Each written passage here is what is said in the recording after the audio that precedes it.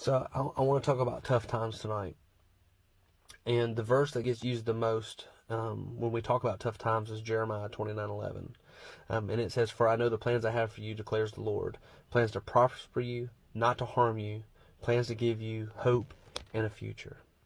And this verse gets used a lot, especially when we're talking about tough times and things that we have going on in our lives, as it should. But I'd like to dive a little deeper into this. Because are times tough? Absolutely, times are tough. Are we standing in the boat in the middle of a hurricane waiting for Jesus to cry out, "Be still"? What I want you to take from that is tough times, trials and tribulations is where we grow the most, is where people grow the most. This is something that God is familiar with.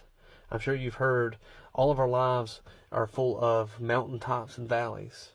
The mountaintops feel great because we can look back on the trials and tribulations that we've come through and give the glory to God. But when we draw near to God, when we're in the valleys, that is where we draw our strength. And the strength and faith that is created in the valleys help us endure hard times. It's the strength and faith found in the valley that prepares us and equips us for the challenges ahead. Now, I'm sure you've had tough times and you've asked yourself the same question that I've asked myself. Isn't all this pressure going to just crush me? When we question ourselves in this way, I challenge you, as I challenge myself, to ask one simple question. When God designed the strongest material on earth, what did he use? The strongest material known on earth is a diamond, something that we're all familiar with.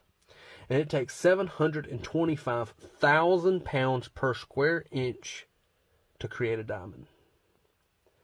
So if God created everything perfectly, which he did, and the strongest material known on earth is created with pressure, when he needs to create warriors, soldiers, disciples, and followers that are strong in their faith and strong believers in Jesus Christ, why would he not use pressure?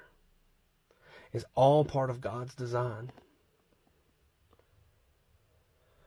So as we talk about Jeremiah 29:11, do remember that God's plans are for us to prosper. But God's plans is to strengthen us as well. For us to hold on to that strength for the next trial. Bless you.